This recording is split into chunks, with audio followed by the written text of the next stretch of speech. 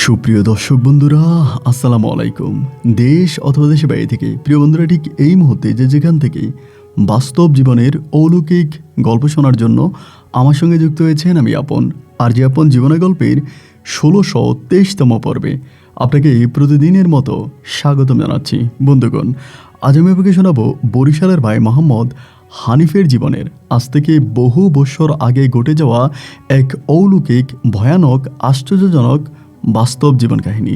বন্ধুরা, আজকের গল্পের টাইটেল মানুষের রূপে করে ২ বছর সংসার। এই গল্পটা বরিশালের প্রত্যন্ত এলাকার আজ থেকে বহু বছর আগে ঘটে যাওয়া, শরীরের পশম দাঁড়িয়ে যাওয়ার মতো এক লোমরহস্যকর, ভয়ানক বাস্তব ঘটনা। আমি আশা করব শুরু থেকে শেষ পর্যন্ত আজকের এই গল্পটা আপনারা প্রত্যেকে আমার মুখে শুনবেন এবং গল্প শেষে ভাই হানিফকে ঠিক আপনার মতো করে একটা মন্তব্য কমেন্ট বক্সে লিখবেন। ধন্যবাদ সবাইকে। সুপ্রিয় দর্শক বন্ধুরা, আসসালামু আলাইকুম। আমার নাম মোহাম্মদ হানিফ, আমার বাড়ি বরিশাল বিভাগে। বন্ধুরা, আমি আমার জীবনের গল্পটা শুরু করার শুরুতে আপনাদেরকে আমার পরিবারের সম্বন্ধে জানিয়ে রাখি। আমার পরিবারে আমি আছি, আমার বাবা আছে, মা আছে, রয়েছে আমার দাদা দাদি সহ আমার কাকা ফুফি। আমাদের পরিবারে আরও সদস্য রয়েছে আমার বড় 2টা ভাই আর বড় 3টা বোন। আমরা টোটাল 3 ভাই 3 বোন। আমাদের পরিবারটা বরিশাল বিভাগ থেকে অনেক দূরের, সবুজ শ্যামলে গড়া কোনো এক অজপাড়া গায়ের এক নিম্নবিত্ত পরিবার। আমার বাবা পেশায় একজন কৃষক। আমাদের এলাকার বেশিরভাগ মানুষরাই কৃষিকাজের উপরে নির্ভর ছিল। আমার গল্পটা আজ থেকে বহু বছর আগে। সে সময় পৃথিবীতে এত দামি দামি ডিজিটাল ব্যবস্থা ছিল না ইন্টারনেট, ফেসবুক অথবা অ্যান্ড্রয়েড মোবাইল ফোন। তখন মানুষ তার মনের ভাব প্রকাশ করত চিঠিপত্রের মাধ্যমে, অথবা মনের সামান্য আনন্দের জন্য তখন তারা বটবৃক্ষের নিচে বসে গ্রামের সবগুলো মানুষ গোল হয়ে একসঙ্গে পল্লীগীতি, রবীন্দ্রসঙ্গীত, নজরুল সঙ্গীত সহ বিভিন্ন ধরনের গান শুনতেন রেডিওর মাধ্যমে। আমি সেই সুন্দর গ্রামে জন্মগ্রহণ করি এবং গ্রামের প্রত্যেকটা মানুষের সঙ্গে ছিল আমার নিবিড় এবং মধুর সম্পর্ক। এমন করতে করতে আমি আস্তে আস্তে করে বড় হয়ে যাই। আমাদের গ্রামের পাশেই ঠিক না, আমাদের গ্রামেই রয়েছে একটা ভয়ানক দিঘি, যে দিঘির নাম হচ্ছে রানীর দিঘি। এই রানীর দিঘিতে রয়েছে অনেক ধরনের গল্প, কাহিনী এবং কথাবার্তা। অনেকেই বলা বলি করে যে এই রানীর দিঘিতে নাকি এক ভয়ানক রাক্ষস থাকে, যেই রাক্ষসটা সাপের রূপ ধারণ করে থাকে এবং এটা যদি কাউকেই দেখতে পায় তাহলে দূর থেকে তার শরীরে রক্ত চুষে নেয়। এমন দৃশ্য আমি নিজেও অনেক দেখেছি। এই রানী দিঘির মধ্যে মাঝে মাঝে দিঘির মাঝখান থেকে আমরা ভয়ানক এক সাপের মাথা দেখতে পেতাম। যেই সাপের মাথা দেখলে আমরা তখন দৌড়ে পালাতাম। কথিত আছে ওই সাপ যতই দূরে থাকুক না কেন, তবে তার জিহ্বা দিয়ে সে নাকি মানুষের রক্ত চুষে নিতে পারে। তো এই জন্য এই দিঘি রানীর দিঘি আমাদের সবার কাছে ছিল এক কৌতূহলের জায়গা। এমন করে আস্তে আস্তে করে আমি তখন টাকরা যুবক, এবং যুবক বয়সে একটা সময় আমাদের ওই রানীর দিঘিতে প্রচুর পরিমাণের শাপলা ফোটে। তো আপনারা অনেকেই জানেন কিনা জানি না যে শাপলা কিন্তু বিক্রি করা যায়, শ্যাওলা বিক্রি করা যায়। তো এই দিঘিতে প্রচুর পরিমাণে শ্যাওলা আছে, কিন্তু কেউই তা উঠানোর সাহস পায় না, কারণ দিঘিতে সাপ আছে এবং এই দিঘির মধ্যে এক ভয়ানক রাক্ষস আছে। এটা মানুষের রক্ত চুষে নেয় আর দিঘিতে নামলে তো মেরেই ফেলবে। এই দিঘিটা খুবই সুন্দর, মনে হয় যেন ক্ষণে ক্ষণে দিঘিটার রূপ পাল্টায়। দিঘিতে শ্যাওলা ফুটে আছে, শাপলা ফুটে আছে এবং দিঘির পানি খুব স্বচ্ছ পরিষ্কার, এবং এই দিঘিতে প্রচুর পরিমাণের মাছও রয়েছে। কিন্তু ওই ভয়ের কারণে মানুষ দিঘিতে মাছ ধরতেও সাহস পায় না। শুধু তাই নয়, সন্ধ্যার পরে এই দিঘির আশেপাশে হাঁটাটাও অনেকেই মনে করে ভয়ভীতি বা রিস্কের কারণ। সন্ধ্যার পরে এই দিঘির আশেপাশেও কোনো মানুষ হাঁটা চলা করে না। এরকম করতে করতে যখন প্রচুর পরিমাণের শ্যাওলা ফুটে আছে, একদিন হলো কি, বিকালবেলা আমি গরু চড়ানোর জন্য মাঠে গিয়েছিলাম। আমি মাঠে যখন গরুগুলোকে ছেড়ে দিয়ে আমি ওই রানীর দিঘির পাশে শীতল বাতাসের মধ্যে বসে আছি। ঠিক ওই সময় আমাদের গ্রামেরই এক মেয়ে, যার নাম হচ্ছে সুলতানার বাবা মা দুজনেই মারা যায়। সে তার দাদা দাদির সঙ্গে থাকে এবং তার আর কোনো কাকা ফুফি ছিল না, যার জন্য তার দাদা দাদি তাকে আদর ভালোবাসা দিয়ে বড় করে। সুলতানা তখন দেখলাম কি যে ওই দিঘির পাশে দাঁড়িয়ে আছে। সুলতানাকে দেখে আমি হাঁটতে হাঁটতে করে দিঘির সুলতানার কাছাকাছি গেলাম। সুলতানা বয়সে আমার থেকেও প্রায় 2 থেকে 3 বছরের ছোট হবে, কিন্তু সুলতানা আমাদের পুরো এত্র এলাকার সবচেয়ে সুন্দরী একটা মেয়ে, যার রূপে গুণে গুণান্বিত। ও যখন এইভাবে শ্যাওলার দিকে তাকিয়ে আছে, আমি বললাম, কি ব্যাপার সুলতানা, তুমি এভাবে দিঘিতে তাকিয়ে কি দেখতেছো? ও বলে, দেখেন দিঘিতে কত সুন্দর শাপলা ফুটে আছে। আচ্ছা, এগুলো নিয়ে কি গঞ্জে বিক্রি করা যায় না? শ্যাওলা কি বিক্রি করা যায় না? আমি বললাম, তা তো যায়, শাপলা ফুলও বিক্রি হয় এবং নিচের ইয়েটাও বিক্রি হয়, লতাটাও বিক্রি হয়। তো আমাকে বলে, তাহলে কেউ উঠায় না কেন? আমি বললাম, তোর কি মাথা খারাপ হয়েছে? তুই কি জানিস না এই রানীর দিঘির আশেপাশে হাঁটাচলা করাই তো নিষেধ, আর রানীর দিঘিতে নেমে শাপলা তুলবে, এইটা তো কোনো সহজ ব্যাপার নয়, এটা তো অনেক কঠিন একটা বিষয়। ও তখন বলে, আচ্ছা হানিফ ভাই, আমি যদি একটা কাজ করি, আপনি কি আমার সঙ্গে করবেন, একটা ব্যবসা করবেন? আমি বললাম, ব্যবসা? কিসের ব্যবসা? ও বলে, আমি শাপলা দিঘিতে আপনার রানীর দিঘিতে নামবো, নামার পরে আমি ওখান থেকে শাপলা তুলে দিব, এরপরে আপনি এগুলো বিক্রি করবেন, বিক্রি করে যে টাকা হবে তার অর্ধেক আপনি নিয়ে যাবেন আর বাকি অর্ধেক আমাকে দিবেন। আমি বললাম, সুলতানা, এই কাজ ভুলেও করিস না, এই দিঘির মধ্যে নামলেই নির্ঘাত মৃত্যু এবং এভাবে মৃত্যুর সঙ্গে আলিঙ্গন করিস না। ও আমাকে বলতেছে, আমি কালকে যদি আপনাকে শ্যাওলা তুলে দিই, আপনি নেবেন তো, শাপলা নেবেন তো? আমি তখন বললাম যে বাজারে তো শাপলার বেশ ভালো চাহিদা আছে, যদি তুই আমাকে তুলে দিতে পারিস তাহলে আমি নিয়ে যাব। তবে একটা কথা বলে রাখি, আমি কিন্তু তোকে তুলতে বলি নাই, এই শাপলা তুলতে গিয়ে যদি তোর রাক্ষসের হাতে মরণ হয়, তুই কিন্তু আমাকে কোনো দোষ দিতে পারবি না। ও বলে, না না না, আমি আপনাকে একদমই দোষ দেব না, আপনি আগে বলেন বিক্রি করে আমাকে টাকা দিবেন তো? আমি বললাম, হ্যাঁ অবশ্যই, শ্যাওলা বিক্রি করে আমি তোর পরিশ্রমের টাকা আমি তোকে দিব। এইভাবে সুলতানার সঙ্গে কথাবার্তা বলার কিছুদিন পরেই, কিছুদিন বলতে তার 2 দিন পরেই, একদিন আমি বাড়িতে শুয়ে আছি, তখন প্রায় আপনার 11টা কি 12টার মতো বাজে, দুপুরের কাছাকাছি। হঠাৎ করে সুলতান এসে আমাকে ডাকতেছে। ডাক দেওয়ার পরে আমি ঘর থেকে বেরোলাম, বেরিয়ে দেখি সুলতানার পুরো শরীর ভিজা। ওর ভিজা শরীর দেখে আমি কাছে এসে বললাম, কিরে, এই ভিজা শরীর নিয়ে আমাদের বাড়িতে আসছিস কেন? বললাম না পার্টনার, একটা ব্যবসা করব, আসো এদিকে আসো, কথা আছে। এটা বলার পরে আমি তখন তার সঙ্গে একটু সাইডে গেলাম। যাওয়ার পরে সে বলতেছে, অনেক শাপলা তুলছি, ঘাটে রাইখে আসছি, চলো। আমি তখন বড় বড় চোখ করে ওর দিকে তাকালাম। বলিস কি, তোর তো সাহসের প্রশংসা করতে হয়, কেউ কি ছিল না দিঘির পাড়ে? ও বলে, না, দিঘির পাড়ে কোনো মানুষ ছিল না, আমি একাই নেমেছি এবং সেখান থেকে শাপলা তুলেছি, আর সেই শাপলা উপরে উঠায় রাখছি। চলো চলো, তাড়াতাড়ি চলো, বাজারের তো প্রায় সময় হয়ে গেছে, তুমি শাপলাগুলো নিয়ে বাজারে যাও, বাজারে তাড়াতাড়ি গেলে ভালো দাম পাওয়া যাবে। আমি ওর কথা শুনে তখন একটা গামছা কাঁধের উপরে দিয়ে ওর সঙ্গে হাঁটতে হাঁটতে ওই রানীর দিঘির পাড়ে গেলাম, এবং রানীর দিঘির পাড়ে গিয়ে দেখি যেমন কথা তেমন কাজ, ও রানীর দিঘি থেকে প্রচুর পরিমাণের শ্যাওলা উঠে এই দিঘির পাড়ে রেখে দিয়েছে।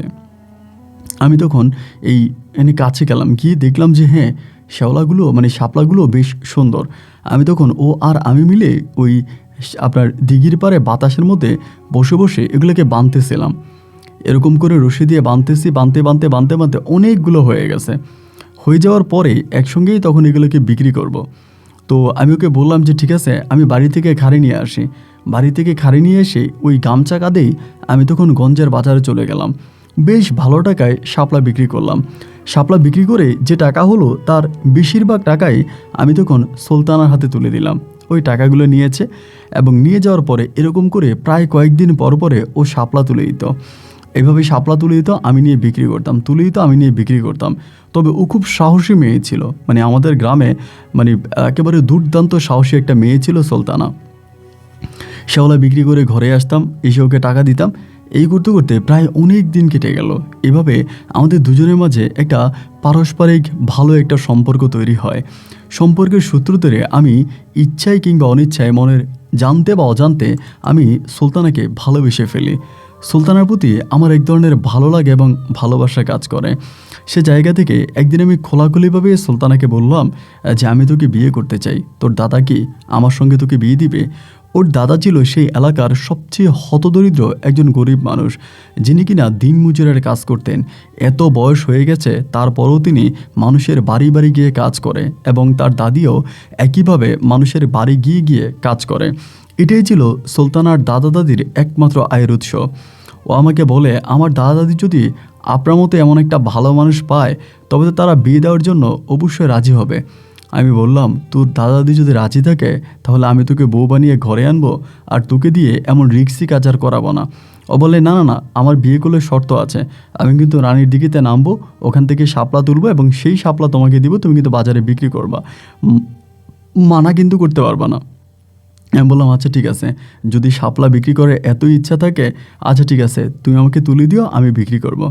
এরকম করেই তখন এই সুলতানার সঙ্গে আমার একটা মিষ্টি মধুর প্রেমের সম্পর্ক শুরু হয়। আমরা দুজন দুজনকে অসম্ভব রকমের ভালোবাসি। এই ভালোবাসার সূত্র ধরেই একটা সময় সুলতানার দাদার কাছে আমার বাবা তখন বিয়ের প্রস্তাব নিয়ে যায়। যদিও আমার বাবা মাকে রাজি করাতে আমার বেশ কষ্ট হয়েছিল। সে সময় আমার সব বড় ভাই বোনদের বিয়ে হয়ে যায়। আমি ছিলাম সবার ছোট, এবং যার জন্য ছোট ছেলে হিসাবে আমার বাড়িতেই আমার বাবা মাকে বিয়ে করাবে, যার জন্য আর কোনো দ্বিমত করেননি।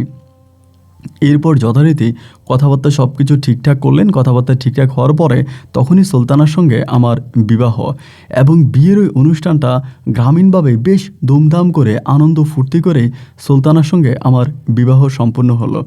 বিবাহ সম্পূর্ণ হওয়ার পরে সুলতানা আর আমি একসঙ্গেই তখন থেকে যাচ্ছিলাম, একসঙ্গেই থাকতেছি, কাজকাম করতেছি, এভাবে চলাফেরা করতেছি।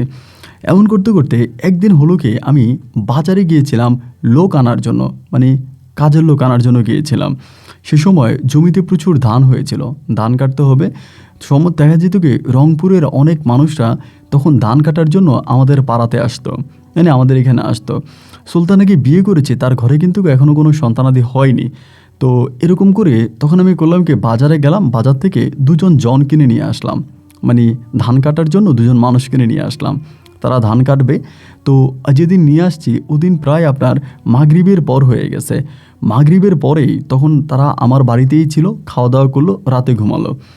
সকালবেলা কি হলো না হলো জানি না, তারা জমিতে গেল কাজ করার জন্য। ঘণ্টাখানে কাজ করেই তারা বলতেছে তারা আর এখানে কাজ করবে না। একজনের শরীর ভিজা এবং আরেকজনের শুকনা, এমন অবস্থায় মানে দুপুরের কাছাকাছি তারা বলে আর কাজ করবে না। আমি তখন বাড়িতে, আমার শরীরটা ভালো ছিল না, জ্বর ছিল শরীরে, তাই আমি কাজে যাইনি। ওদেরকে দিয়ে কাজ বুঝাই দিয়ে আসছে, ওরা কাজ করছে। ওরা দুজনে এসে বলতেছে আমরা ধান কাটতে পারবো না। তো ধান কাটতে পারবেন না, তার কারণ কি? একজনে বলতেছে আমি গোসল করেছিলাম ওই দিঘিতে, আমার শরীরটা নাকি কেমন লাগতেছে, আর অন্যজনে বলে কাজ করবে না। এবং তাদের দুজনেরই চোখে মুখে আমি এক বিষণ্ণতা দেখতে পাচ্ছি, মানে এক ভয়ভীতি দেখতে পাচ্ছি। আমি তখন জিজ্ঞেস করলাম কি হয়েছে, আমার কাছে কি খোলাখুলি বলা যায়, সমস্যাটা কি? বলে না না না, কোনো সমস্যা নেই, আমরা ঠিক আছি, তবে আমরা এখানে আর কাজ করব না, আমরা চলে যাব। জনের টাকা না নিয়েই তারা তখন দুপুরে আমার বাড়ি ত্যাগ করলো। বিষয়টা বুঝতে পারলাম না যে কেনই বা তারা কাজ থেকে হঠাৎ করে অব্যাহতি নিয়ে নিল। তারা চলে যাওয়ার পরেই আমি তখন করলাম কি, বাড়িতে বসে আছি, মনটা খুব খারাপ, আমার নিজের শরীরটা খারাপ। তখন প্রায় অনেকেই ধান কেটে ফেলেছে, মানে আপনার আর কোনো মানে ওরকম বেশি কোনো ধান নাই, অল্প ধান আছে, অল্প ধান গাছ আছে মাঠে, আর প্রায় সবই কাটা হয়ে গেছে। এরপর হলো কি, অনেকক্ষণ মানে আমি মন টন খারাপ করে বসে আছি। তারপর বিকেলের দিকে বৃষ্টি হচ্ছিল, মানে আসরের পরে বৃষ্টি নামছে। বৃষ্টি নামাতে আমার মনটা আরও খারাপ হয়ে গেল। আয় হায়, বৃষ্টি নামছে, এখন তো ধান, আপনি বুঝতেই পারেন গ্রামের মানুষ যারা তারা ভালো বুঝবে, ধান যদি পাকে মানে ধান পেকে গেলে ওখানে যদি বৃষ্টি পড়ে তাহলে ধানের ওই ভোজাটা অনেক ভারী হয়ে যায়। আর ওরা তো অনেকগুলো ধান কেটে রাখছে, এগুলো তো আরও ওজন বেড়ে যাবে। বৃষ্টি হলো এবং আমি বিকেলের দিকে তখন মাঠের দিকে গেছিলাম ছাতা নিয়ে, দেখে শুনে তখন বাড়িতে আসছি। মাগরিবের প্রায় কিছুক্ষণ পরে তখনও ঘুরি ঘুরি বৃষ্টি পড়তেছে। ওই মুহূর্তের মধ্যে হঠাৎ করে একজন লোক এসে আমাকে ডাক দিল। ডাকটা এমনভাবেই দিল যে হানিফ ভাই বাড়িতে আছেন? বাইরে তখন প্রচুর বৃষ্টি, মানে বৃষ্টি হচ্ছে এবং বিদ্যুৎ চমকাচ্ছে। আমাদের ঘরটা ছিল একটু কুঁড়ে ঘরের মতো, আমি আর সুলতানা সেই ঘরে থাকতাম। তো এবার আমি ঘর থেকে বের হলাম। বের হওয়ার পর দেখলাম কি, সাদা একটা গেঞ্জি পরা, পরনে একটা লুঙ্গি এবং গামছা দিয়ে কোমরের মধ্যে বাঁধা একজন মধ্যবয়স্ক লোক দাঁড়িয়ে আছে। লোকটাকে দেখে আমি বেশ অবাক হয়ে জিজ্ঞেস করলাম, আপনি কে? বলে আমার নাম নজরুল। আমি বললাম নজরুল? বলে হ্যাঁ আমার নাম নজরুল, আমার বাড়ি রংপুর। আমি বললাম তো আমার এখানে কেন এসেছেন ভাই? কথা বলতে বলতে সে আমার বাড়ির মানে যে আঙিনা আছে আঙিনার মধ্যে দাঁড়াইছে, কারণ বৃষ্টি পড়তেছে এই জন্য। যদিও আমিও তাকে ইশারা দিয়েছিলাম ভিতরে আসার জন্য। তো দাঁড়িয়ে বলতেছে, ভাই শুনলাম আপনার নাকি আজকে 2টা কাজের লোক আসছিল, অর্ধেক পর্যন্ত কাজ করে পালিয়ে গেছে, আমি আপনার বাড়িতে কাজ করতে চাই। তখন আমি লোকটাকে একটু অন্যরকম লাগতেছিল আমার কাছে। তার পোশাক আশাক বেশভূষ কথাবার্তার মাঝে আমার একটু সন্দেহ লাগতেছে। তখন তো রাতও হয়ে গেছে প্রায়, চারদিকে অন্ধকার, বিদ্যুৎ চমকাচ্ছে, বৃষ্টির রাত। আমি বললাম, ভাই আমার জন লাগবে ঠিক আছে, কাজের লোক আমার লাগবে, আমার ধান কাটতে হবে, সব কিছুই ঠিক আছে, কিন্তু আপনি কি আমি যে ধান কাটবো বা আমার যে ধান কাটার লোক লাগবে এই কথা আপনাকে কে বলেছে? পরে বলে, আমি যে কোনোভাবেই হোক শুনতে পেরেছি, আমি শুনছি আপনার কাজের লোক লাগবে, আপনার কাজের লোক চলে গেছে, আমি এই জন্য আসছি। যদি আপনি আমাকে কাজে রাখেন তো কাজ করব, আর কাজে না রাখলে আমি বাজারে উঠবো, মানে এখান থেকে সে চলে যাবে। আমি বললাম, নজরুল ভাই শোনেন, আমার তো কাজের লোক লাগবেই, তবে আপনি তাহলে সকালবেলা আসেন। উনি বলে, ভাই আমি যদি বাজারে উঠে যাই তাহলে কালকে দিনে হয়তো অন্য কেউ আমাকে কিনে নিয়ে যাবে, হয়তো আর আমি আর আসতে পারবো না, যদি রাখতে হয় তাহলে আপনি আমাকে আজকেই রেখে দেন। তখন তারে বললাম যে ঠিক আছে, আপনি এখানে দাঁড়ান, আমি আসতেছি। এইটা বলে ভিতরে গেলাম। ভিতরে গিয়ে সুলতানাকে বললাম যে সুলতানা, এমন এমন ঘটনা, বেশভূষ পোশাক আশাকে কাজের লোক মনে হয় না, কিন্তু লোকটা আসছে কাজ করার জন্য। তার কণ্ঠতেও তার বাসাতেও আমি তেমন কোনো রংপুরের টান পাচ্ছি না, কিন্তু লোকটা বলে তার বাড়ি নাকি রংপুরে। সুলতানা বলে যে আসলে এভাবে কি মানুষকে বিশ্বাস করাটা ঠিক হবে? এভাবে তো বিশ্বাস করা ঠিক হবে না। দেখা যায় যে এখন আপনি তারে রাখবেন, জায়গা দিবেন, সে যদি চোর বা ডাকাত হয় তাহলে তো সর্বনাশ। আমি বললাম, সুলতানা এটাও ঠিক আছে, আর আরেকটা কথা কি জানো, সবচেয়ে বড় কথা হচ্ছে আজকে তো বৃষ্টি হয়েছে, এবং বৃষ্টি হওয়ার কারণে মানুষের পাকা ধান সব ভিজে গেছে। তো দেখা যায় কালকে সকালে আমি যখন কাজের লোক আনতে যাব, বাজারে কাজের লোক পাওয়া যাবে না, বাজারে কাজের লোকের খুব সংকট হয়ে যাবে, দামটা অনেক বাড়তি থাকবে। এই লোকটার সঙ্গে দামাদামি করে যদি দাম কম হয় তাহলে নিয়ে নিলাম, ঘরের ভিতরে জায়গা না দিলাম, বারান্দায় একটা বিছনা করে দিলাম, এখানেই লোকটা থাকবে। সুলতানা তখন বলল, হ্যাঁ এটা করতে পারেন, যদি ঘরে জায়গা না দিয়ে বারান্দায় বিছনা করে দেন তাহলে ঠিক আছে। তো বেরোলাম, বেরোয় জিজ্ঞেস করলাম যে ভাই আপনার কত ডিমেন্ড কত? তখন সে আমাকে একটা অ্যামাউন্টের কথা বললো যে এত টাকা। তো ওই টাকার মধ্যেই তখন আমি তার সঙ্গে চুক্তিবদ্ধ হলাম। হওয়ার পরে বললাম যে আমার প্রায় 3 থেকে 4 দিনের মতো কাজ আছে, তবে একা কাজ না করে যদি সাথে আপনার আরও কেউ থাকতো তাহলে ভালো হতো। লোকটা বলে, ভাই আমি একাই কাজ করব, তবে 3 জনের কাজ আমি একজনেই করব, আপনি টেনশন করবেন না। এভাবে এই লোকের সঙ্গে তখন কথাবার্তা হলো। কথাবার্তা শেষ করার পরেই তখন আমরা রাতের খাবার তাড়ে দিলাম। আমাদের ওই ঘরের বারান্দার মধ্যে সে রাতের খাবার সম্পূর্ণ করলো। রাতের খাবার শেষ করে যথারীতি লোকটা তখন বলল, ভাই আমি কোথায় ঘুমাবো? আমি বললাম, ভাই ঘরে তো আমি আর আমার বউ থাকি, থাকার মতো তেমন কোনো জায়গা নেই, আর যে লোকগুলোকে আমি কাজে এনেছিলাম ওরা যদি থাকতো তাহলে আমার ওই গঞ্জের হাটে 2টা রুম তাদেরকে আমি ভাড়া করে দিয়েছিলাম, এত রাতে তো আর ওখানে যাওয়া যাবে না। আপনি একটা কাজ করেন, আপনি আমার এই বারান্দাটায় ঘুমিয়ে পড়েন, আমার যে ঘরের বারান্দা আছে এই বারান্দায় আপাতত আপনি ঘুমিয়ে যান। এটা বলার পরে লোকটাও তখন আর কোনো কথা বাড়ালো না। আমি যখন বললাম বারান্দায় ঘুমানোর জন্য, সঙ্গে সঙ্গে তিনি মোটামুটি রাজি হয়ে গেলেন। হয়ে যাওয়ার পরে বারান্দার মধ্যেই তখন আমার বউ আমাকে বিছনা দিল, আমি বারান্দার মধ্যে বিছনা করে দিলাম, এবং তিনি নিবৃতে ঘুমিয়ে গেল। ঘুমিয়ে যাওয়ার পরে ফজরে আজান দিয়েছে। ফজরে আজান দেওয়ার সঙ্গে সঙ্গে আমার তখন ঘুম ভেঙে গেছে। আমি ঘরের দরজা খুলে দেখি লোকটা বারান্দায় ঘুমিয়ে আছে। তাকে ডাক দিলাম, সে উঠলো, হাত মুখ ধুইল। ইতিমধ্যে আমি মসজিদে গিয়ে নামাজ সম্পন্ন করে আসলাম। নামাজ পড়ে এসে তারে বললাম যে চলেন আপনাকে নাস্তা করায় জমিটা দেখাই দিই। তো সুলতানা নাস্তা দিল, তাকে নাস্তা করালাম, গিয়ে তাকে আমি জমি দেখাইতে নিয়ে গেলাম। তো জমি দেখাইতে নিয়েছি, সেদিনও আমার শরীরে জ্বর, আমার কিন্তু শরীর ভালো না। জমি দেখালাম এবং সে বলল, আপনি একদম দুশ্চিন্তা করবেন না, আমি যথারীতি কাজ করতে পারবো। তারে কাজে লাগিয়ে দিয়ে আমি পরে বাড়িতে আসছি। বাড়িতে আসার পর সুলতানারে বললাম, সুলতানা লোকটার তো কাজে দিয়ে আসছি, লোকটা কি কাজ করতে পারবে? একটা লোক কিভাবে এত ধান কেটে আনবে? আর বৃষ্টি, বোঝাও তো অনেক ভারী হয়ে গেছে। সুলতানা বলে, আপনি এটা কী করলেন? লোকটারে জমিতে দিয়ে আপনি চলে আসলেন কেন? আমি বললাম, আরে চলে আসবো না তো কী করবো? সুলতানা বলে, আপনার কি উচিত ছিল না এই লোকটার সঙ্গে কাজ করা বা এই লোকটার সঙ্গে ওখানে থাকা? আপনি না থাকলে তো সে আর কাজ করবে না। আমি বললাম, আরে না, লোকটা কাজ করবে, তার কথাবার্তার মাঝে প্রচুর সরলতা আছে, সে চিটান না। এগুলা বলার পরে আমি তখন শুয়ে পড়ছি, মানে ওই সকালে আবার একটু শুয়ে পড়ছি, শরীর তো ভালো না। দুপুরের কাছাকাছি সুলতানা তখন আমাকে ডাক দিল, উঠেন উঠেন। উঠার পরে সুলতানা বলতেছে, এটা কি মানুষ না অন্য কিছু? আমি বললাম, কেন কেন এরকম করে বলতেছো কেন? কয়, জানেন ও এক এক বোঝা নিয়ে আসে, যেটা কোনো স্বাভাবিকভাবে মানুষের পক্ষে বহন করা সম্ভব না। আমি বললাম, তাই নাকি? তো আমি বেশ খুশি হলাম যে বেশি বেশি ধান নিয়ে আসতেছে, তো আমার জন্য ভালো। উঠে বসলাম, বসার পরে জানালা দিয়ে দেখতেছি আসলেই তাই, সুলতানা যা বলেছে তাই ঠিক। লোকটা বড় বড় বোঝা মাথায় করে আমার বাড়িতে আসতেছে। মানে দেখে মনেই হয় না যে একটা লোক এত কাজ করতে পারে। সারাদিন সে প্রচুর কাজ করেছে এবং তার কাজে আমি ভীষণ সন্তুষ্ট হয়েছি। সন্তুষ্ট হওয়ার পরে আমি তখন তারে আমার বাড়িতে রেখে দিয়েছি। এদিন কাজ করলো, এর পরের দিন কাজ করলো, এর পরের দিন কাজ করলো। এরকম করে প্রায় 6 দিনের মতো সে আমার বাড়িতে থাকলো এবং 6 দিন থাকার পরে সে অনেক ভালো কাজকাম করেছে। তার কাজে আমি প্রচুর সন্তুষ্ট। 6 দিন পরে আমার কাজ মোটামুটি প্রায় সম্পূর্ণ হয়ে গেছে, শেষ হয়ে গেছে।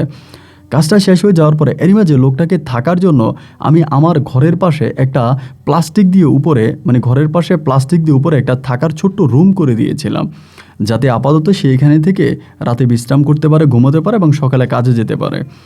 6 দিন কাজ সম্পূর্ণ হওয়ার পরে লোকটা বলতেছে যে আমারে বলে, ভাই আপনি এখানে তো 6 দিন কাজ করলাম এবং আমার কাছে কাজ করতে অনেক ভালো লেগেছে, আপনি আমাকে অনেক ভালোভাবে কাজ করিয়েছেন, তা সব কিছুই ঠিক আছে, তবে আপনার কাছে একটা কথা বলবো যদি আপনি রাখেন।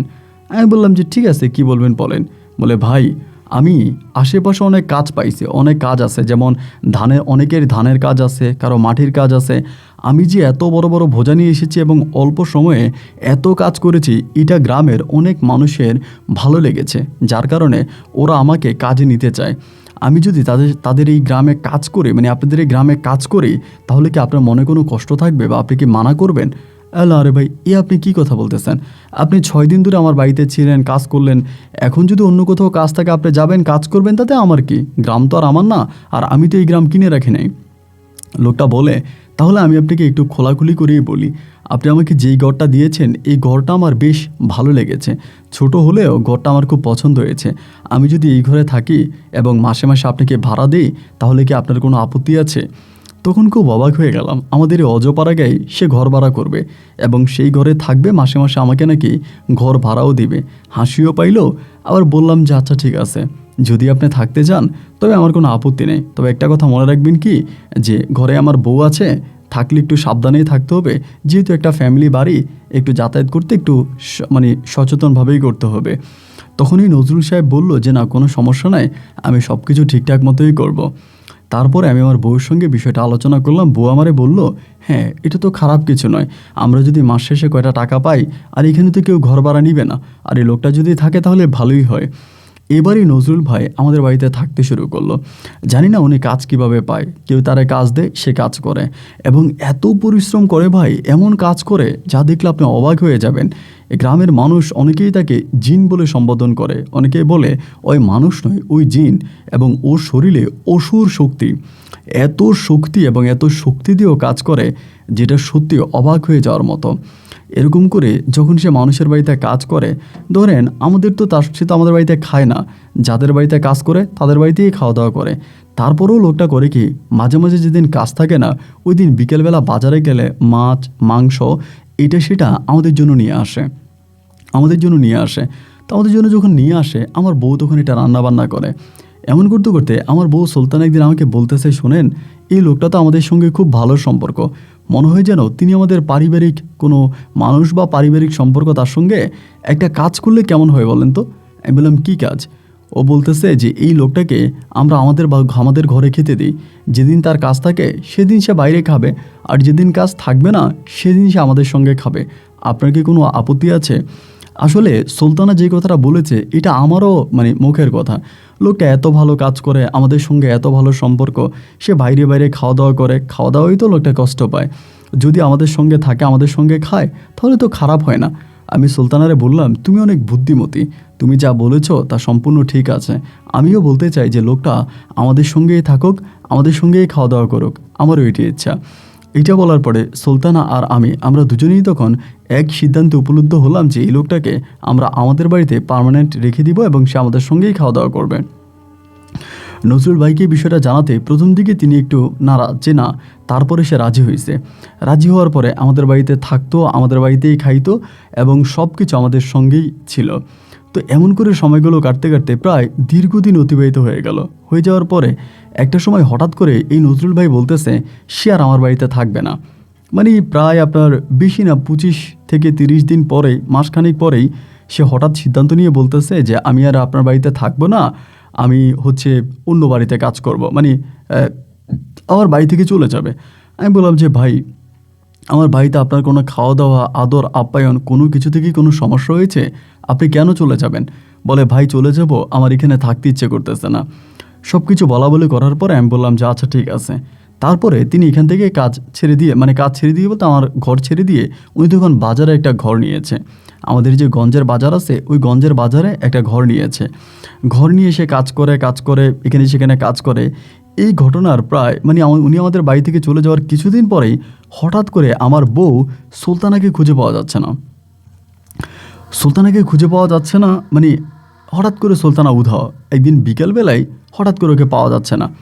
তো কই চলে গেল? আমি ভাবেছিলাম যে হয়তো মাঝে মাঝে ওর দাদির কাছে চলে যায়, ওর তো দাদা মারা গেছে, দাদির কাছে চলে যায়, ওইখানেই বেশিরভাগ সময় যায়। তাই আমি ভাবছিলাম যে হয়তো দাদির বাড়িতে গেছে।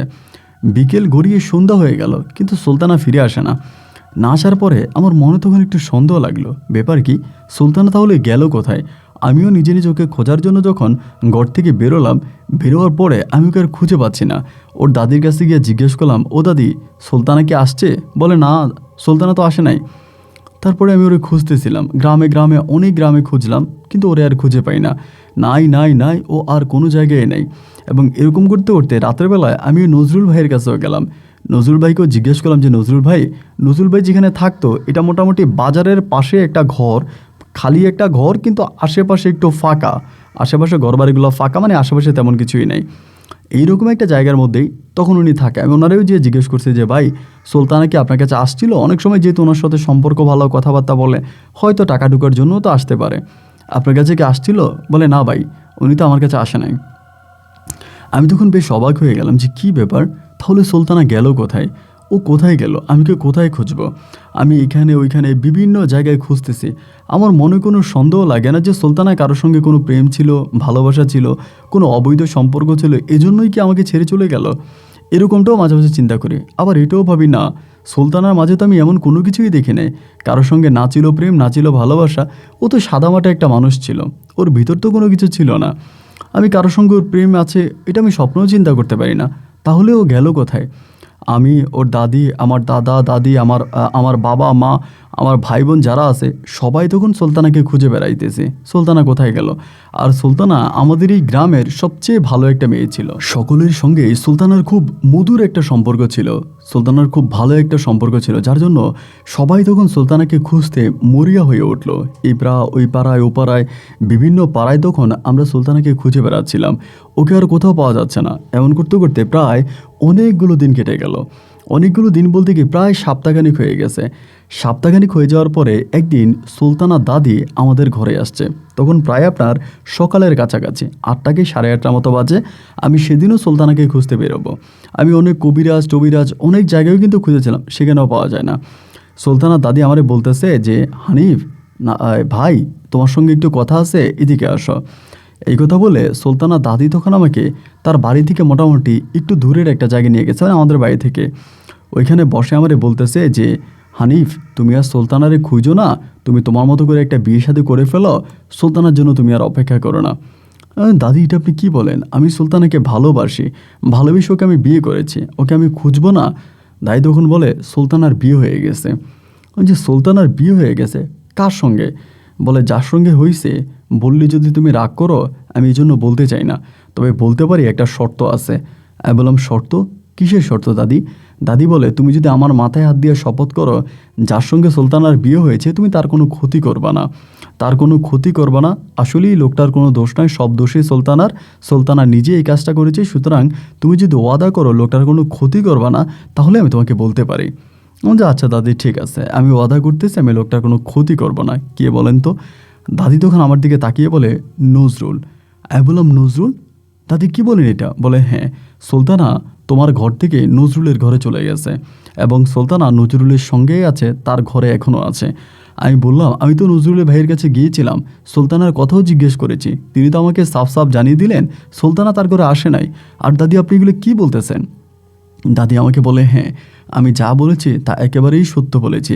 সুলতানা ওই নজরুলের সংসার করতেছে, এটা আমি জানি, আর জেনে শুনে তোমার কাছে আসছি। তুমি কিন্তু আমার কাছে ওয়াদা করেছো বাপু, তুমি সুলতানাকে কিচ্ছু বলতে পারবা না, এবং সুলতানাকেও বলবা না, ওই নজরুলকেও বলবা না। সুলতানা যদি নজরুলের কাছে ভালো থাকে তবে তো তোমার কোনো আপত্তি থাকার কথা না।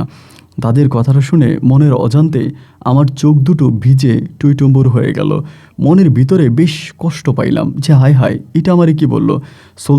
সুলতানাকে আমি এত ভালোবাসতাম, তারপরে সুলতানা এমন কাজটা কিভাবে করলো। নজরুলের সঙ্গে সুলতানার সম্পর্ক, এটা কোনোভাবে আমার বিশ্বাস হচ্ছে না। কারণ আমি সুলতানার চোখে মুখে বা কাজকর্মে আমি কখনোই নজরুলের জন্য সুলতানার কোনো ভালোবাসা দেখিনি। তাহলে কেন হঠাৎ করে সবাই এমন কথা বলতেছে যে সুলতানা নজরুলের প্রেমে পড়ে গেছে বা নজরুলকে বিয়ে করে ফেলেছে। আমার তখন খুব কষ্ট হয়, বিশ্বাস করেন। আমি তখন মনের দুঃখে ওই নজরুল ভাইয়ের বাড়ির আশেপাশে ঘুরতাম, কিন্তু কখনো তার বাড়িতে যাইতাম না। দাদির মাথায় হাত দিয়ে শপথ করেছিলাম যে সুলতানার সুখের ঘরে আমি হানা দিব না, সুলতানার কোনো ক্ষতি করব না। যার কারণে আমি আর ওই ঘরে যাইতাম না। দূর থেকে সুলতানার ঘরের দিকে তাকিয়ে থাকতাম এবং অঝরে চোখের পানি ছড়াতাম। মনের ভিতর একটাই কষ্ট, এত প্রেম এত ভালোবাসার পরেও সুলতানা কেন আমায় ছেড়ে ওই দিনমজুর নজরুলকে বিয়ে করলো। এভাবে প্রায় দিনের পর দিন কাটতেছে, কিন্তু সবচেয়ে অবাক এবং ভয়ঙ্কর বিষয় হচ্ছে সুলতানা কখনোই ঘর থেকে বেরোতো না। নজরুলকে সুলতানা বিয়ে করেছে তা ঠিক আছে, কিন্তু কখনোই গ্রামের মানুষ সুলতানাকে দেখেনি। এবং মাঝে মাঝে সুলতানার দাদি গিয়ে ওই ঘরের মধ্যে সুলতানার সঙ্গে দেখা করে আসে। সুলতানা খুবই চঞ্চল একটা মেয়ে ছিল, গ্রামের সবার সঙ্গে তার খুব নিবিড় সম্পর্ক ছিল। সেই সুলতানা হঠাৎ করে ঘর বন্ধ হয়ে গেল। সুলতানা দাদি বলে সুলতানা নাকি পর্দা করে, কোনো দিনের বেলায় ঘর থেকে বেরোয় না, রাতের বেলায় ঘর থেকে বেরোয়। এরকম করে প্রায় 3 থেকে 3.5 মাসের মাথায় সুলতানার দাদি মারা যায়। সুলতানার দাদি মারা যাওয়ার পরে দিনের আলোতে সবাই সুলতানার দাদিকে মাটি দিতে আসে। সুলতানার দাদির জানাজা হয়, গোসল হয়, কিন্তু অবাক বিষয় হচ্ছে সুলতানার একমাত্র আপন মানুষ ছিল তার দাদি। সুলতানা ওই তার দাদির লাশ দেখার জন্য দিনের বেলায় বের হয়নি। অনেকেই নজরুলকে বলেছিল যে আপনার স্ত্রীকে নিয়ে আসেন, আপনার তো দাদি শাশুড়ি মারা গেছে, তাকে দাফন করবো, আপনার স্ত্রীকে নিয়ে আসেন। নজরুল সোজা বলল, আমার স্ত্রী দিনের আলোতে কারো সামনে যায় না, দিনের আলোতে কারো সামনে যায় না। এই নিয়ে তখন সবার মনে আরও কৌতূহলের জন্ম হলো। ব্যাপার কি, একটা মেয়ে কেন সারা রাত সারাদিন ঘরবন্দি থাকবে, সে কেন ঘর থেকে বেরোয় না? এটা হয়তো আপনার কাছে অবাক লাগবে, তবে এটাই বাস্তব। 1 দিন 2 দিন নয়, প্রায় 1.5 বৎসরের কাছাকাছি অতিবাহিত হয়ে গেল। রমজান গেল, ঈদ গেল, কত অনুষ্ঠান গেল, কিন্তু কখনোই সুলতানা ঘরের বাইরে আসেনি, কোনো পুরুষ মানুষের সামনে আসেনি, শুধু ওই ঘরের মধ্যেই থাকতো। অনেকেই বলা বলি করে মাঝে মাঝে নাকি সুলতানা রাতের বেলায় ঘর থেকে বেরোতো। নজরুল তখনও যে ধরনের কাজ পাইতো সে ধরনের কাজ করত, যখন যে কাজ দিত নজরুল সেই কাজই করত। এরকম করে প্রায় 1.5 থেকে 2 বৎসরের কাছাকাছি এই নজরুলের সঙ্গে সুলতানা থাকে। থাকতে থাকতে আমি তো সুলতানাকে ফলো করতাম। আমি আর বিয়ে শাদিও করিনি, কোনো সংসারও করিনি, কারোর সঙ্গে আর জড়াইনি। সেই মুহূর্তটা পর্যন্ত আমি সুলতানার জন্য অপেক্ষা করে যাচ্ছিলাম। তা এরকম হতে হতে একটা সময় হঠাৎ করে এই নজরুল ঘরের সামনে তালা মেরে কোথায় জানি চলে গেছে। ঘরের সামনে যখন তালা মেরে চলে গেছে তখন তো স্বাভাবিক, ভিতরে তো কেউ থাকার কথা না, যেহেতু তালা মেরে চলে গেছে।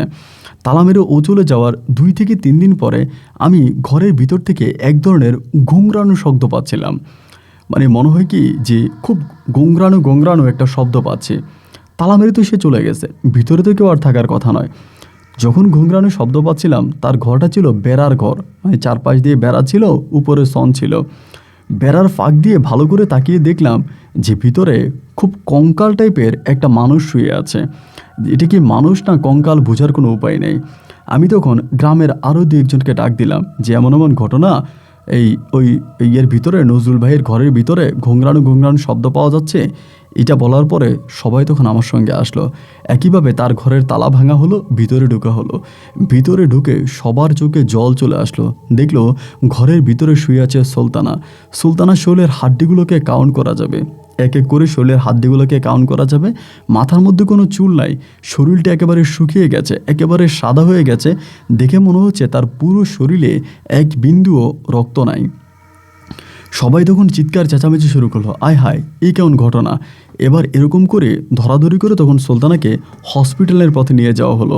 হসপিটালে নিয়ে যাওয়ার পরে ডাক্তার বলতেছে ওরে বাঁচানো বেশ কঠিন, ও শরীরে কোনো রক্ত নাই, রক্তের প্রয়োজন। গ্রামের সব মানুষরা তখন সুলতানার এই বিপদে এগিয়ে আসে। সবাই যে যার মতো করে টাকা পয়সা দিতে শুরু করলো এবং আস্তে আস্তে করে ওই হসপিটালে সুলতানার চিকিৎসা হচ্ছিল। কিন্তু সবচেয়ে অবাক করা বিষয় হচ্ছে এইটা যে সুলতানাকে ব্লাড দেওয়া হয়, রক্ত দেওয়া হয়, কিন্তু মুহূর্তের মধ্যে সুলতানার শরীরে রক্তগুলো চুষে নিচ্ছে, মানে রক্ত শেষ হয়ে যাচ্ছে। ডাক্তাররা সন্দেহ করতেছিল সম্ভবত সুলতানার ক্যান্সার হয়েছে। এই ক্যান্সারের কথা চিন্তা করেই তারা তখন বিভিন্ন ধরনের পরীক্ষা করালো। অনেক পরীক্ষা নিরীক্ষা করানোর পরে রিপোর্ট আসলো 0। আসলেই সুলতানার কোনো ক্যান্সার হয়নি। ডাক্তার তখন বোর্ড মিটিং বসলো, সবাই আলোচনা করলো কী ব্যাপার, মেয়েটার শরীরে রক্ত দিলে রক্ত থাকে না, রক্ত দিলে রক্ত থাকে না, এবং দেখে মনে হচ্ছে যে ওর শরীরে একেবারে রক্ত শূন্যতায়।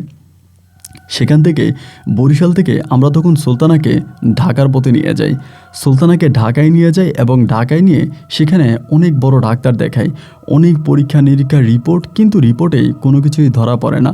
ও শরীরের সব কিছুই স্বাভাবিক, কিন্তু সমস্যা একটাই, রক্ত দিলে শরীরে রক্ত পাওয়া যায় না, রক্ত কি পানি হয়ে যায় সেটাও ঠিক বলা যায় না। এভাবেই দীর্ঘদিন থাকার পরে একটা সময় অর্থ সংকটে ভুগতেছিলাম। কেউ কোনো টাকা পয়সা দিচ্ছিল না, যেহেতু সুলতানা গরিব ছিল। মানুষ মাঝে মাঝে টাকা দেয় এবং একটা সময় টাকা দেওয়া বন্ধ করে দিয়েছে। এখন কেউ আর টাকা দেয় না, আর আমিও ওভাবে আর সুলতানার কোনো চিকিৎসা করতে পারি না। তখন আমি পাগলের মতো হয়ে গেছিলাম। আমি কি করব, কিভাবে সুলতানার চিকিৎসা করব, সুলতানাকে কোথায় নিয়ে যাব, কোনো কিছুই তখন মাথায় আসতেছিল না ভাই। ওই মুহূর্তে আমি তখন ভাবলাম আমার একটাই পথ খোলা আছে, সুলতানাকে বাড়িতে নিয়ে যাওয়া। এছাড়া তো আমার কাছে আর কোনো পথ খোলা নাই। আমি কি করব? এরকম করে আমি তখন সুলতানাকে এই ঢাকা থেকে বরিশাল, বরিশাল থেকে চিকিৎসার অভাবে আমি সুলতানাকে বাড়িতে নিয়ে আসি। তখন কিন্তু সুলতানা আমার বউ নয়, সুলতানা ছিল নজরুলের বউ, কিন্তু ওই নজরুল সুলতানাকে রেখে পালিয়ে যায়। সুলতানার সঙ্গে কি হয়েছে না হয়েছে এর কোনো কিছুই আমরা জানি না, শুধু এটুকুই জানি যে সুলতানার শরীরে রক্ত দিলে রক্ত থাকে না, রক্ত চুষে নেয়। এভাবে প্রায় বাড়িতে আনার পরেও 15-20 দিনের মতো সুলতানা ভালো ছিল। 15-20 দিন পরে একদিন দুপুরবেলা হঠাৎ করে, দুপুর না ঠিক সকালের দিকেই, সুলতানা আর কথা বলে না। আগে তো হাত পা চোখ মুখ এগুলো একটু নাড়াচাড়া করতো, এখন আর এগুলোও নাড়াচাড়া করে না, একেবারেই স্তব্ধ হয়ে গেছে, কারোর সঙ্গে কোনো কথাও বলে না। সবাই তখন ভয় পেয়ে গেলাম, কী ব্যাপার, সুলতানার কী হলো? আমাদের গ্রামেই একটা গ্রাম্য ডাক্তার ছিল, ওনাকে দৌড়িয়ে ডেকে আনলাম। আনার পরে উনি সুলতানার হাতে ধরে অবাক হয়ে আমার দিকে তাকিয়ে বলল, উনি তো মারা গেছে। সুলতানার মৃত্যুর কথা শুনে আমার চোখ দুটো তখন জলে ভিজে গেল। সুলতানা মারা গেছে, আমি খুব কষ্ট পাইছি, খুব। এবং এভাবে গ্রামের সবাই তখন কষ্ট পায়। দুপুরের মধ্যেই তখন লোক আনা হয়, মানে মহিলা আনা হয়, সুলতানার শরীর ধৌত করবে এবং করে তাকে জানাজা দেবে, ওর দাফন কাফন হবে। যেহেতু এই গ্রামে সুলতানার আপন বলতে কেউই নাই, ছিল ওর দাদা দাদি, তারাও মারা গেছে। একমাত্র আপন তখন আমিই ছিলাম, যদিও আমি সেই পর্যন্ত তার স্বামী নয়।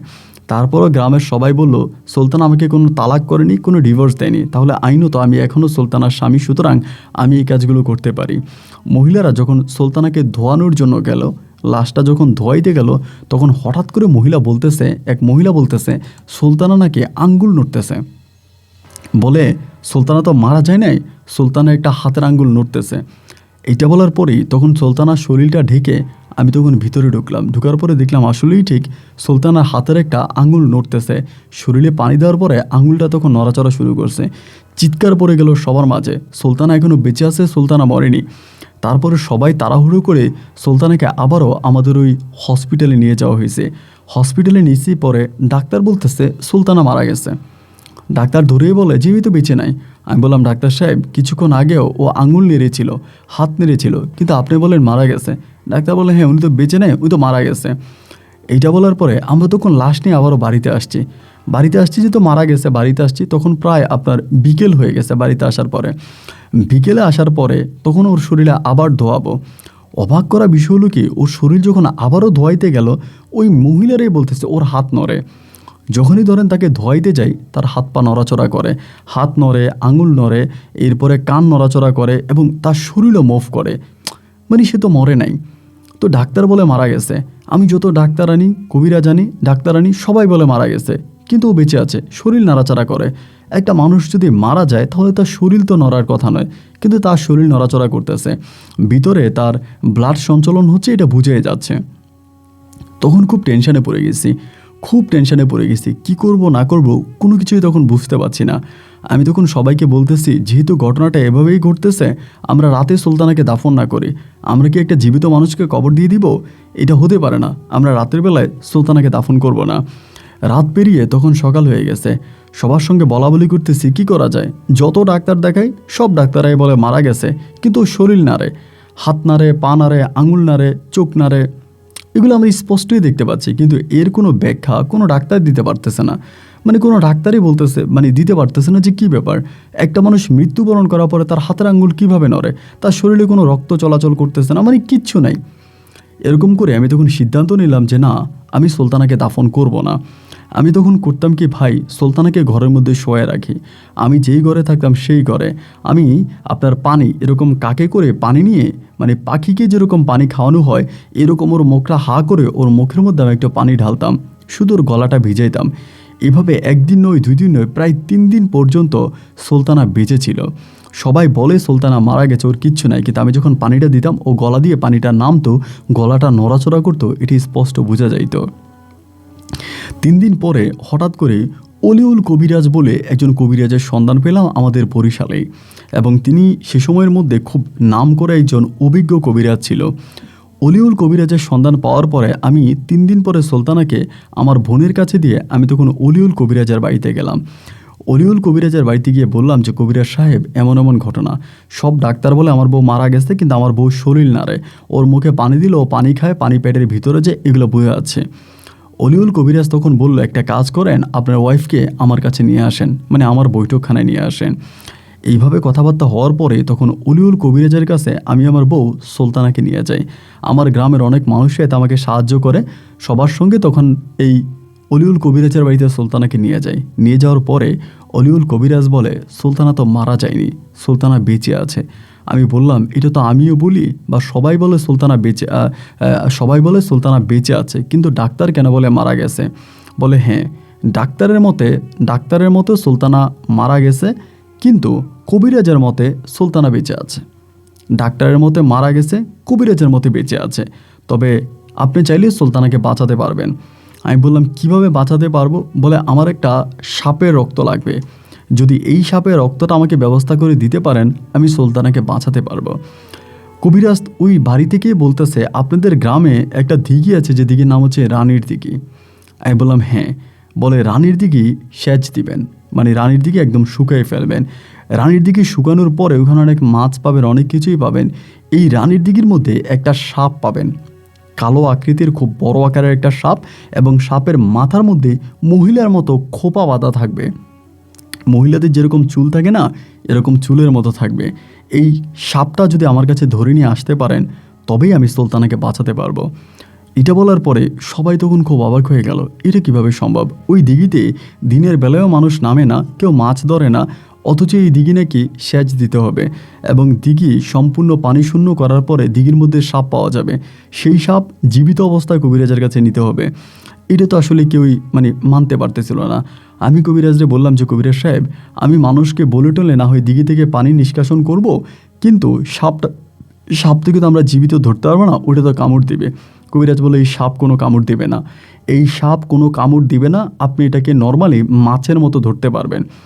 কবিরাজ আমাকে বলে, ওটাকে ধরে নিয়ে আসলে আমি বাকি কাজ শুরু করতে পারি। কবিরাজের সঙ্গে কথাবার্তা সম্পূর্ণ শেষ করে আমি তখন গ্রামে গেলাম। গ্রামে গিয়ে লোকজনকে জানালাম যে এমন এমন ঘটনা, রানীর দিঘি থেকে এই কাহিনী কবিরাজ করতে বলছে। সবাই তখন বলে, তুই কি পাগল হয়ে গেলি? তোর মাথায় কি কোনো সমস্যা দেখা দিয়েছে? জীবনে কোনো দিন শুনেছিস যে রানীর দিঘির পানি শুকায় এবং এই দিঘি সেচ দেওয়া কি এত সহজ? কেউ এটা আমার কথা বিশ্বাস করে না। রানীর দিঘির কোনো মালিক ছিল না, এটা ছিল হাজা, মানে 10-এর সম্পত্তি। আমি তখন চেয়ারম্যান সাহেবের কাছে গেলাম, গিয়ে আমি তখন চেয়ারম্যানকে সব কিছু খুলে বললাম। বলার পরে চেয়ারম্যান বলে, আসলেই এই দিঘিটাকে নিয়ে অনেক ধরনের গল্প কাহিনী আছে, এবং এই দিঘিতে মানুষজন নামে না, মাছ ধরে না, অনেক সমস্যা। তুই দিঘিটা পানিটা একদম শুকিয়ে ফেলতো, আসলেই দেখতো ওখানে কোনো কিছু আছে কি না। চেয়ারম্যানের অনুমতি নিয়ে এবার আমি দিঘি সেচ দেওয়ার জন্য প্রস্তুতি নিলাম। আমার যে টাকা পয়সাগুলো ছিল তার সবই প্রায় আমি এটার পিছনে শেষ করছি। আমি তখন এই দিঘির মধ্যে আপনার মেশিন লাগিয়ে দিলাম, চারপাশে মেশিন লাগিয়ে দিলাম। প্রায় 3 থেকে 4 দিন পর্যন্ত এভাবে পানি সরানোর পরে একটা সময় দিঘির পানি প্রায় শেষের পথে আসছে। অপেক্ষা করতেছি কোথায় এই সাপ পাওয়া যায়, যে সাপ কবিরাজ নিতে বলছে। অধীর আগ্রহে সবাই তখন তাকিয়ে আছে। দিঘির পানি তখন মোটামুটি প্রায় একেবারে শেষ হয়ে গেছে। দিঘির পানি শেষ হয়ে যাওয়ার পরে আমরা সবাই তখন তাকিয়ে আছি। পানি একেবারে শূন্য হওয়ার পরে দিঘির মাঝখান বরাবর তখন বিশাল আকৃতির এক সাপ আমরা দেখতে পাই। যেই সাপটা ছিল একেবারে কালো, কাদামাটির সঙ্গে মিশে আছে, কিন্তু সাপের মাথায় মনে হয় যেন কিছু চুল আছে, বিষয়টা এরকম মনে হচ্ছে। এবং এটা খুবই পুরনো একটা সাপ। সবাই বলতেছে, এই হানিফ এই কাজ ভুলেও করিস না, হানিফ এই সাপের কাছে যাইস না, তুই কিন্তু মারা যাবি, এই সাপে কামড় দিলে বাঁচবি না, এটা ভয়ঙ্কর আকৃতির সাপ। কিন্তু সাপটা কোনো নড়াচড়া করে না, মানে একেবারে জায়গার মধ্যে জীবিত কি মৃত সেটাও বুঝে না, শুয়ে আছে। আমরা তখন অনেকেই উপর থেকে যে লাঠি আছে, লাঠি দিয়ে নাড়াচাড়া দিলে এটা নাড়াচাড়া করে, মানে লড়াচড়া করে, কিন্তু এটা কোনো রকমের কোনো দিকে যায় না। এবার সবাই মিলে বললো, একটা কাজ করেন, এটাকে ওই জায়গা থেকে আমরা উঠে নিয়ে আসি। পরে বাঁশের মাথার মধ্যে এরকম আপনার অ্যাঙ্গেল করে দিয়ে ওইটাকে ওখান থেকে টানতেছে, কিন্তু এটাকে ওখান থেকে উঠানো যায় না, এই জায়গা থেকে এটা উঠানো যায় না। অনেক চেষ্টা করতেছে, কি করা যায়, কোনোভাবে এটাকে ওখান থেকে উঠাইতে পারি না। এবং সবাই বলতেছে ওইখানে না যাওয়ার জন্য, গেলে আমার মৃত্যু হবে। সারা দিন পেরিয়ে গেল, সারা রাত পেরিয়ে গেল, আমরা ওখানেই বসে আছি, পুরো গ্রামবাসী বসে আছে, কিন্তু কেউই ওই সাপের ধারে কাছে যাওয়ার মতো সাহস পায় না। সবাই ওই সাপের কাছ থেকে দূরে আছে। একটা সময় আমি ভয়কে জয় করে পরের দিন সকালবেলা প্রস্তুতি নিলাম, যদি মরি তো মরবো, আমি সাপটাকে ধরতে যাব। এরপরে সবার কথাকে ডিনাই করে আমি তখন আল্লাহর উপরে ভরসা করে এবং এই অলিউল কবিরাজের কথা বিশ্বাস করে আমি তখন সাপের কাছাকাছি গেলাম। আমরা এর মাঝে অলিউল কবিরাজকেও বলেছিলাম যে সাপ পাইছি, কিন্তু সাপ ধরতে সাহস পাচ্ছি না। অলিউল কবিরাজ বলে তিনি গিয়ে সাপ ধরবে না, তিনি ওখানে যাবেও না, সাপ ধরবেও না, সাপ তার বাড়িতে নিয়ে আসতে হবে। এরকম বস্তা দিয়ে তখন এই বস্তার মুখটা সাপের মুখের কাছে নিয়ে গেছি, দেখলাম এটা কোনো নড়াচড়া করে না। এবং খুবই অল্প সময়ের ভিতরে, অল্প পরিশ্রমে আমি তখন সাপটাকে মোটামুটি বস্তাবন্দি করে ফেলি। সাপটাকে বস্তাবন্দি করে ভিতরে ঢুকিয়ে 2-3 জনে ধরে এটাকে তখন আমরা এই কাদা থেকে উঠিয়ে নিয়ে আসি। কাদা থেকে উঠিয়ে ব্যানগাড়ি করে তখন রওনা দিলাম এই অলিউল কবিরাজের বাড়িতে। অলিউল কবিরাজের বাড়িতে গেছি, যাওয়ার পরে এই সাপের মুখটা তখন খোলা হয়েছে, সাপটা তখনও কোনো নাড়াচড়া করে না। অলিউল কবিরাজ কি জানি মন্ত্র বলে সাপটার দিকে অনেকক্ষণ তাকিয়ে থাকলো, থেকে আমারে বলতেছে, হানিফ মিয়া একটা কাজ করেন, আপনার বউকে নিয়ে আসেন। আমি বললাম, এটা আপনি কি বলেন? বলে, হ্যাঁ, আপনার বউকে নিয়ে আসেন। এই বলার পরে আমি তখন আমার বউর জন্য বাড়িতে গেছি। বাড়িতে গিয়ে আবারও ব্যানগাড়ি করে আমার বউকে অলিউল কবিরাজের বাড়িতে নিয়ে আসি। আসার পরে তার বৈঠকখানার পাশে ছোট্ট একটা ঘর বানানো হয়েছে, এবং বলল যে একটা কাজ করেন, আজকে মানে তখন বিকালের মধ্যে বলতেছে এই ঘরটাকে একেবারে এত সুন্দর করে কাঁচা ফুল দিয়ে সাজিয়ে দেন, সম্পূর্ণ বাঁশর ঘরের মতো, যেন দেখে মনে হয় যে এটা একটা বাঁশর ঘর, এমনভাবে সাজিয়ে দেন। তো এটা বলার পরে আমরা সবাই তখন করলাম কি, ওই ঘরটাকে সাজাতে শুরু করলাম ফুল দিয়ে, যেভাবে পারতেছে ওভাবেই ঘরটাকে সাজাচ্ছিলাম। এরকম করতে করতে ঘরটাকে সুন্দর করে তখন সাজিয়ে দেওয়া হলো। রাত তখন ঘড়ির সময় আনুমানিক 10টা থেকে 11টার কাছাকাছি। সে সময় অলিউল কবিরাজ বলল, একটা কাজ করেন, এই সাপটাকে বস্তা থেকে তো বের করা হয়েছে, এখন সাপটাকে যেখানে রাখা হয়েছে এখান থেকে সাপটাকে সুন্দর করে একটা বালিশের মধ্যে শোয়াইয়ে দেন। তো সাপ কোনো নড়াচড়া করে না, মানে টোটালি নড়ে না, মানে দেখেই বোঝা যায় যে সাপের মাঝে কিছু না কিছু একটা আছে। অবশ্যই অলিউল কবিরাজ বলে, আমি মন্ত্র দিয়ে এমন অবস্থা করছি যে নড়াচড়া করবে না। আমরা কয়েকজন ধরে সাপটাকে তখন ওই জায়গার মধ্যে, মানে বাঁশর ঘরে নিয়ে গেলাম, বালিশের মধ্যে সাপটাকে শোয়াই দিলাম। এবার কবিরাজ বলে, পাশের বালিশে আপনার বউ সুলতানাকে শুইয়ে দেন। অবাক হয়ে বললাম, কবিরাজ সাহেব এটা আপনি কি বলেন? এটা কেমন কথা? রাতের বেলায় সাপে তো আমার বউকে কামড় দিতে পারে। কবিরাজ বলল, যা বললাম তাই করেন। তখন পর্যন্ত কিন্তু সুলতানা বেঁচে ছিল শুধু এক কাক পানি। এরকম করার পরে এই রাতের বেলায় তখন এই সুলতানাকে এই সাপের পাশে, মানে এক পাশের সাপ, এক বালিশে সাপ এবং পাশের বালিশে সুলতানাকে শুয়ে দেওয়া হলো। সুলতানাকে শুয়ে দিয়ে আমরা সবাই তখন এই বাড়ির সামনে অপেক্ষা করতেছিলাম, মানে এই ঘরের সামনে অপেক্ষা করতেছিলাম রাতের বেলায় কি হয়। রাত পেরিয়ে গেল, একটা সময় সকাল হলো। সকাল হলো পরে যেই সুলতানা মারা গেছে, কোনো কথা বলে না, সম্পূর্ণ ধরনের আপনার এরকম অবস্থায়, সেই অবস্থার মধ্যে সকালে ফজরের নামাজের পর যখন সূর্য উদয় হলো, সে রাতে কিন্তু ওই আমাদের যে অলিউল কবিরাজ আছে সেও কিন্তু ঘুমায় নাই, সে আমাদের সঙ্গে সারা রাত জেগেছিল। তিনি সকালবেলা বলতেছে যে যাও এবার তোমরা দরজা খুলে ভিতরে ঢুকো। দরজা খুলে তখন আমি ভিতরে ঢুকছি। ঢুকার পরে আমার বউ সুলতানা তখন বসে আছে। যে মানুষটা মারা গেছে 99%, সেই মানুষটা বসে আছে, মানে সে বসে আছে, বসে আমার দিকে তাকায় আছে। তাকায় থাকার পরে আমি তার কাছে গেছি, যাওয়ার পর আমি বললাম, সুলতানা তোমার শরীর এখন কেমন? মানে ওর শরীরটা একদম তখনও কঙ্কালের মতোই আছে, মানে যেভাবে আছে শরীর ওভাবে, কিন্তু ও উঠে বসে আছে। আমার তখন বলে যে নজরুল কই? আমি বললাম, নজরুল? তুমি নজরুলে কই পেলা? নজরুল তো আজ থেকে বহু বছর আগেই তোমার কাছ থেকে চলে গেছে। ও বলে, ওমা কি বলেন? আমি তো আজকে রাতেও নজরুলের সঙ্গে ঘুমাইছি, নজরুল তো আমার সঙ্গেই ছিল, এই বালিশেই তো নজরুল ঘুমাইছে। ও কথা বলতে পারে না, কিন্তু এরকম করে মানে খুব আস্তে আস্তে করে এগুলো বলতেছে। কবিরাজ তখন ঘরে গেছে, গিয়ে বলতেছে যে ওরে উঠান, উঠে ওরে বাড়িতে নিয়ে যান। পরে আমরা ওকে বাড়িতে নিয়ে আসি। বাড়িতে আসার সঙ্গে সঙ্গে ওর সব কিছু পরিবর্তন, খাওয়া দাওয়া একদম স্বাভাবিক মানুষের মতো খাওয়া দাওয়া করতেছে, এবং একটা পর্যায়েও মোটামুটি অনেকটা সুস্থ হয়ে গেছে। সবাই তখন বলতেছিলাম যে ওই রাতে কি হয়েছে। সুলতানা একটা কথাই সবার কাছে বলতেছে, সে নাকি ওই রাতে ওই আপনার নজরুলের সঙ্গে ছিল। ও বলে আমার পাশের হচ্ছে নজরুল ছিল, নজরুলের একটা কালো গেঞ্জি পরা ছিল, একটা কালো টুপি মাথায় ছিল, ওই সারা রাত আমার মাথায় মেসেজ করে দিয়েছে, আমার হাতের মানে আমার হাত ধরেছে, আমার চুল টেনে দিয়েছে, সারা রাত আমার সঙ্গে ছিল। সকালবেলা আমি নজরুলকে দেখতে পেলাম না, সকালবেলা নজরুল কই চলে গেল। এবং এরকম করতে করতে এরপরেও বহু বছর আমি আমার স্ত্রী সুলতানার সঙ্গে সংসার করি, এবং একটা পর্যায়ে আমার স্ত্রী এন্তেকাল করে। তবে এরই মধ্যে আমার একটা কন্যা সন্তান হয়। আমার মেয়েটা এখন অনেক বড় হয়েছে, তাকেও বিয়ে শাদী দিয়েছি। কিন্তু আমার এই সুলতানার ঘটনা আমার অত্র এলাকার সব মানুষরা জানে। আমি অনেক বয়স্ক একজন মানুষ, আমার আপনার গল্পগুলো ভালো লাগে, সে জায়গা থেকে আমি আপনার গল্পগুলো শুনি। আমার স্ত্রীর পুরো ঘটনাটা আপনাকে জানালাম, চাইলে আমার গল্পটা আপনি রেকর্ড করতে পারেন, আর সত্যতার জন্য আমার এলাকায় ঘুরে যেতে পারেন, আমি ঠিকানা দিলাম। ভালো থাকবেন, আসসালামু আলাইকুম। প্রিয় বন্ধুরা, সবাইকে অনেক বেশি ধন্যবাদ এ পর্যন্ত আমার সঙ্গে থেকে বরিশালের ভাই মোহাম্মদ হানিফের জীবনের এমন অলৌকিক ভয়ানক বাস্তব গল্পটা শোনার জন্য। গল্পটা আসলেই খুব অলৌকিক ছিল, এবং আমি জানি না যে সে রাতে আসলে সুলতানার সঙ্গে কি হয়েছে, তা আল্লাহ মাহবুদে ভালো জানে। দেখেন, আমাদের এই পৃথিবীতে আমরা যা কিছু দেখতে পাই, আমাদের চোখের বাইরেও কিন্তু এমন অনেক কিছু আছে যা আমরা দেখতে পাই না। আমাদের চোখের সামনে সবচেয়ে স্পষ্ট যেটা আমরা অনুভব করে দেখতে পাই না, তা হচ্ছে বাতাস। দেখেন, বাতাস আমাদের আশেপাশে আছে, ঘুরতেছে, আমাদের শরীরে লাগতেছে, আমরা অনুভব করতে পারি, কিন্তু সে বাতাস আমরা দেখতে পাই না। ঠিক এরকম পৃথিবী অনেক কিছুই আছে যা আমরা দেখতে পাই না। তো হানিফ এবং নজরুল হয়তো তেমনই এক ভাষণ ছিল। যাই হোক, গল্পটা আমার কাছে ভালো লেগেছে, সে ভালো লাগা থেকে রেকর্ড করে। এই গল্প আপনার কাছে কেমন লেগেছে এবং এই গল্প নিয়ে কোনো মতামত থাকলে কমেন্ট বক্সে লিখবেন। আজ এখানেই বিদায়, দেখা হবে নতুন দিন নতুন কোনো গল্পে। আল্লাহ হাফেজ, আসসালামু আলাইকুম।